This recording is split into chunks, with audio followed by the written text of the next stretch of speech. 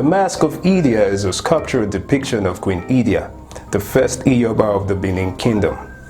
The mask is arguably the most popular artwork from Nigeria, as the masterpiece has been massively replicated since it was first used as the emblem for the Festival of Arts and Culture in 1977.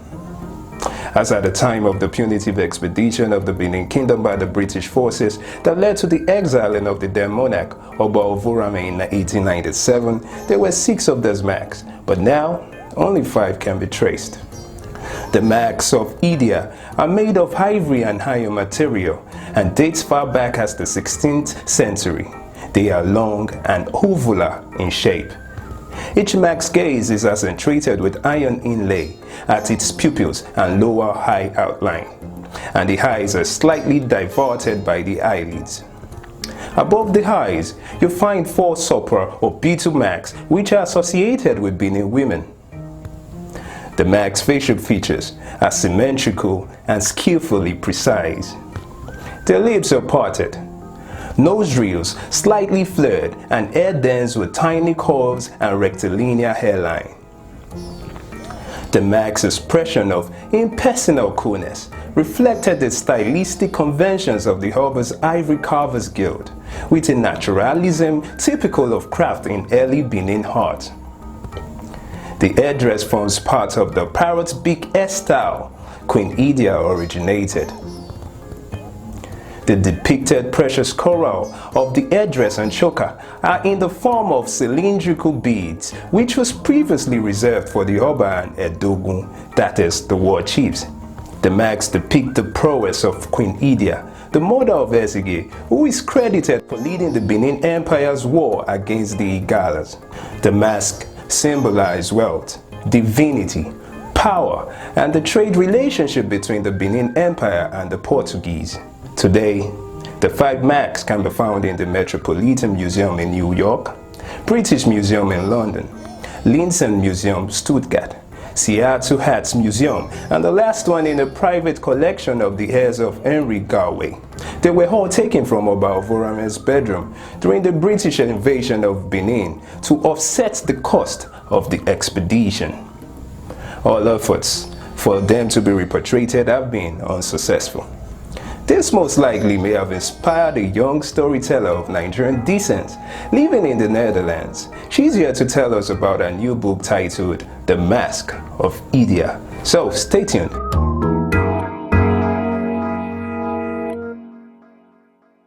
My name is Sharon Jane Eloghosa. I am a writer, an entrepreneur, and a medical student living in the Netherlands.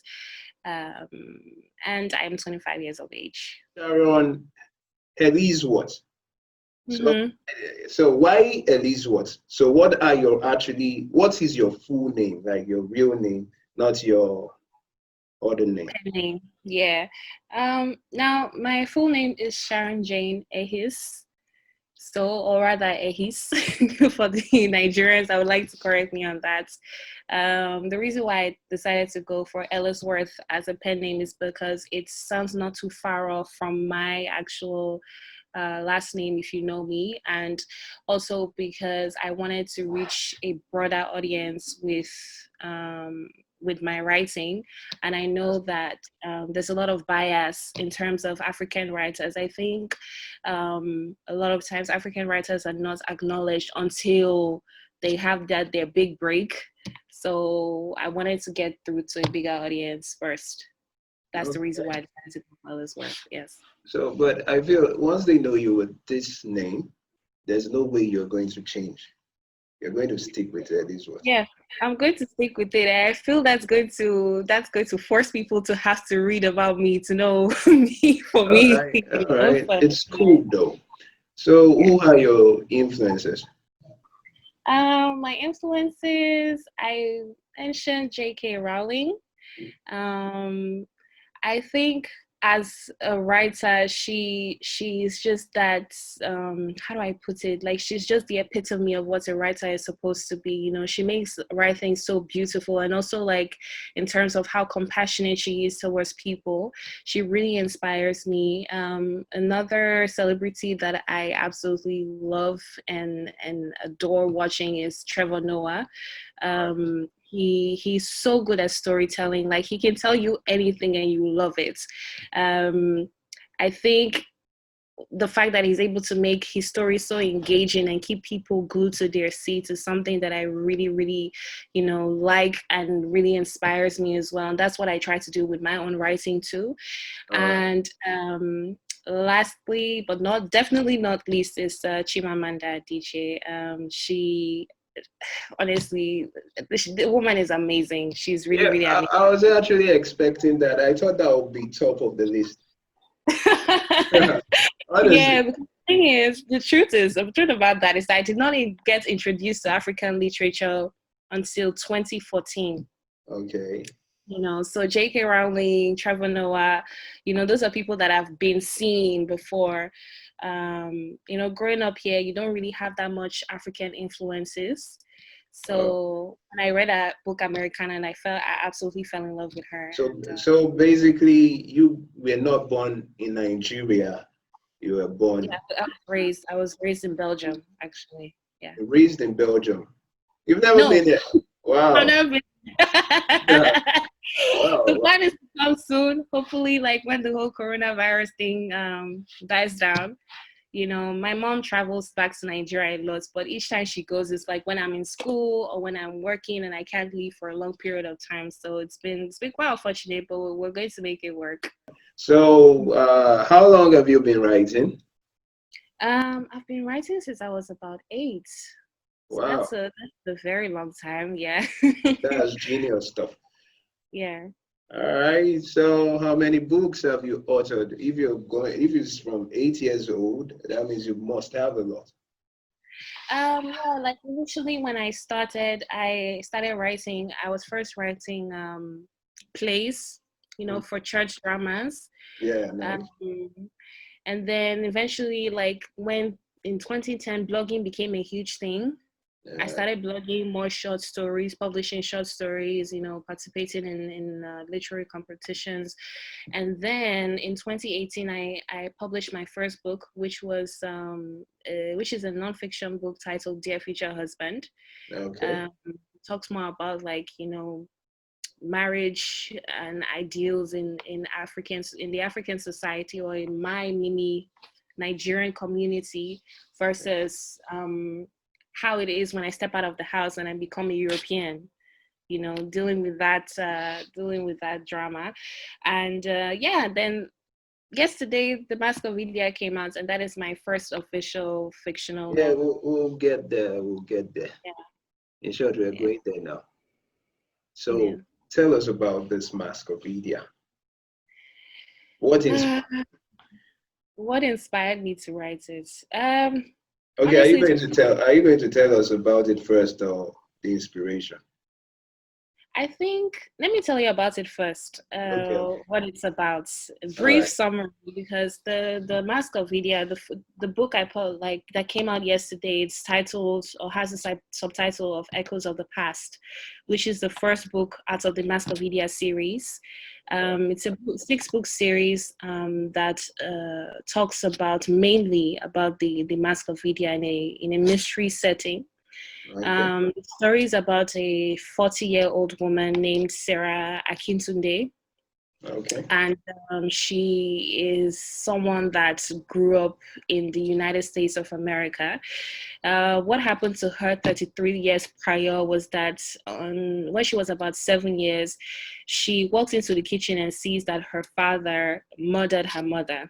So she grows up believing for 33 years that he's the one that killed the mother and everything. Meanwhile, you know, as growing up, she has a lot of panic attacks, vision-like nightmares, and all of the sorts. And then she goes to London for a PhD, gets married, has a daughter with her husband, and all of a sudden the husband asks for a divorce and says, you know, you need to figure out what's going on with you, because this your panic attacks and your trances and all that stuff like that. You need to figure out what goes back to you. So that prompts her to go back to Pennsylvania, where she grew up, to find out what is really going on with her. She goes into therapy. And to cut a long story short, the man she calls her father, who she thought murdered her mother, claims to have not done any of the sorts, and this is why he's on death row.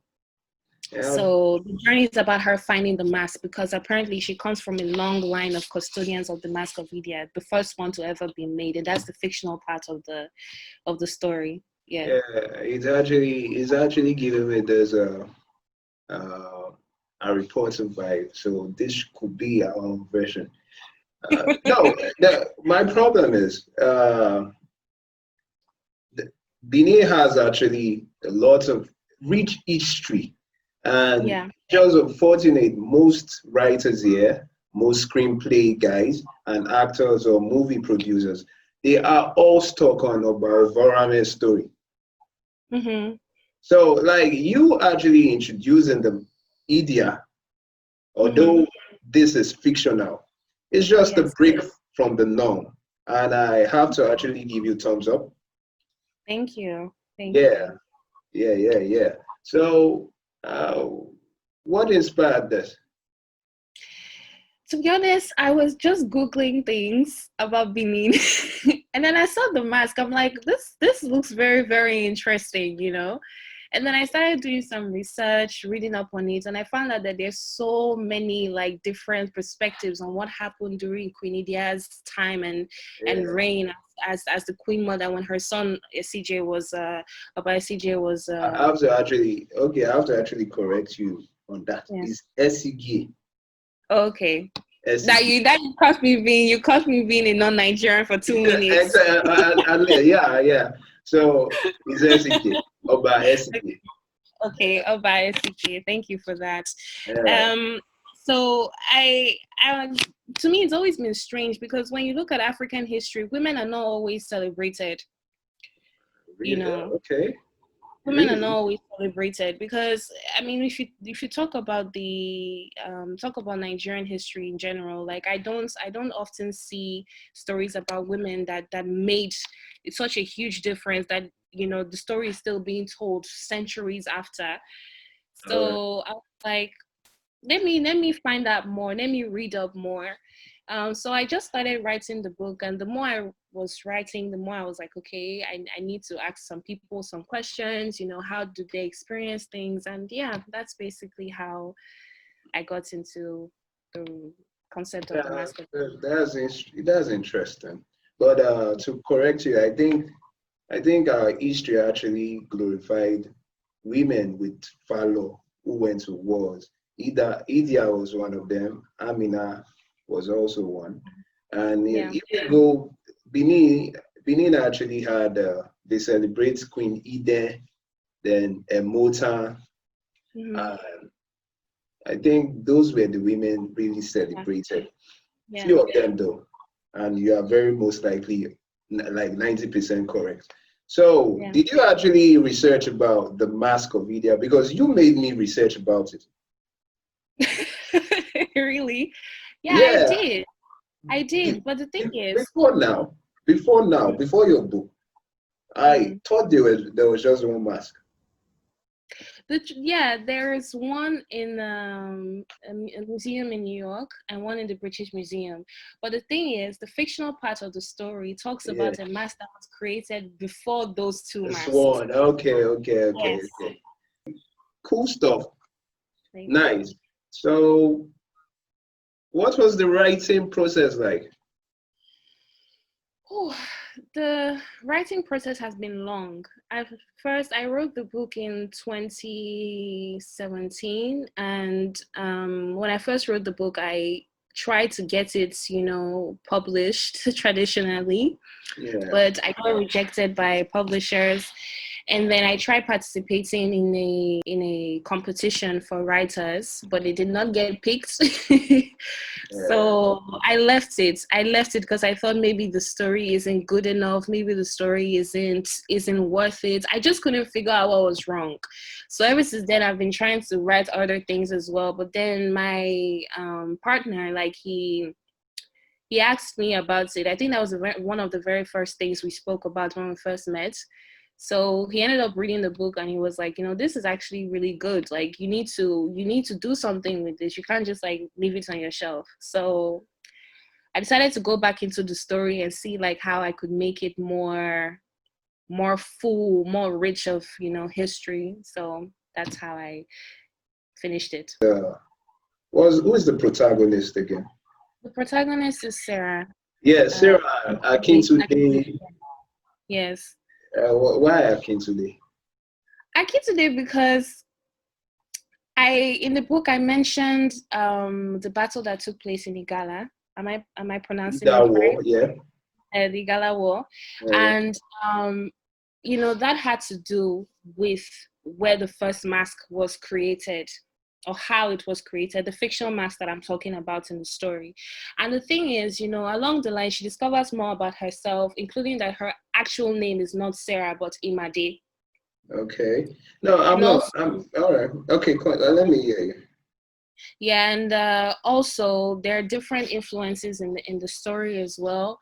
Her husband, for example, is Yoruba. Okay.